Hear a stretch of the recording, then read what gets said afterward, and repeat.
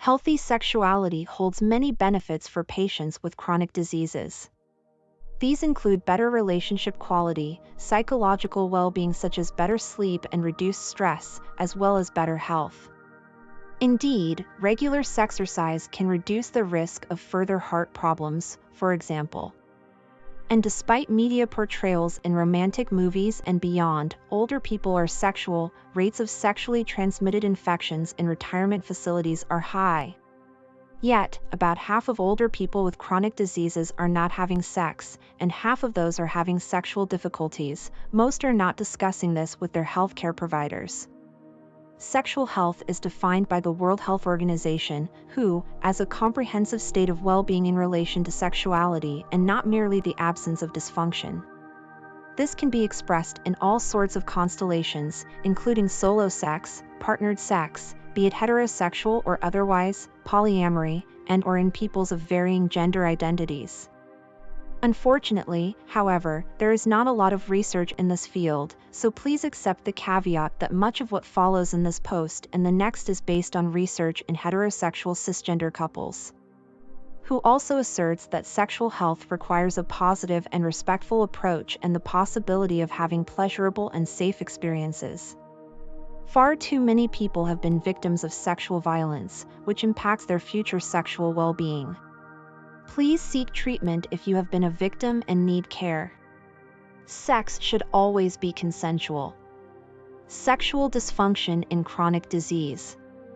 People with chronic diseases have decreased sexual activity compared to their same-age peers. They are also more likely to have sexual difficulties. This is caused by their often poorer circulation due to other chronic disease risk factors such as diabetes, obesity, tobacco use, sleep disorders, as well as lower physical fitness and the side effects of some medications. These issues may be exacerbated by psychological problems and the use of alcohol or drugs. Sexual dysfunction in men most commonly involves erectile dysfunction, ED. In a sample of heart patients in the community, for example, the rate of ED was over half, which is 2 times higher than in the general population. This makes sense because these are vascular conditions where the flow of blood throughout the body is negatively impacted. Those with ED were more likely to be stressed about it, as well as anxious and depressed. In women, sexual dysfunction commonly involves vaginal dryness, as well as issues with desire and arousal. Indeed, vaginal dryness may present 1 to 3 years before the onset of chronic disease and be a warning sign, just like ED in men. In the next post, we will discuss the treatment of sexual issues in chronic diseases. When can I have sex again, doc? After a chronic disease event, such as a heart attack, or treatment such as bypass surgery, many patients report anxiety about resuming sexual activity.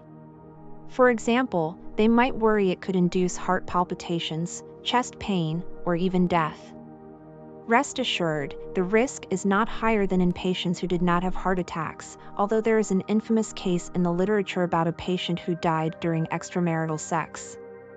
Unfortunately, then, couples often unnecessarily reduce sexual activity, despite it being safe. Kissing and touching are always safe and can maintain intimacy in a couple during a stressful time, such as around a diagnosis or hospitalization, for example. Clinicians use the rule of thumb that once you can walk up the stairs without being too breathless, it is safe to resume masturbation, oral sex, and intercourse. Patients who have an uncomplicated heart attack, for example, can usually resume sexual activity after about 4 weeks, but you should always consult your healthcare provider for individualized clinical advice. A physician will screen you, and given the exertion level of sex is more modest than one might think, in most cases resumption is recommended given the many benefits. Sexual concerns are often the top stressors for couples around the time of a chronic disease hospitalization, and distressed spouses report significantly less intimacy in their marriages. Sometimes spouses can become unnecessarily overprotective due to their fear of inciting a rhythm device shock or heart attack, so they avoid any intimacy that could potentially lead to sex. This is a shame, as couples miss out on the many benefits of sex and the social support that is so beneficial for health. Partners who have been together for many years often have established sexual routines. They may need to be open and creative in negotiating new behaviors and roles to adapt their sex in the context of chronic conditions. For example, patients who get a ventricular assist device may feel renewed vitality and, hence, interest in sex, but they will need to consider the device itself and ensure not to disturb it with their movements.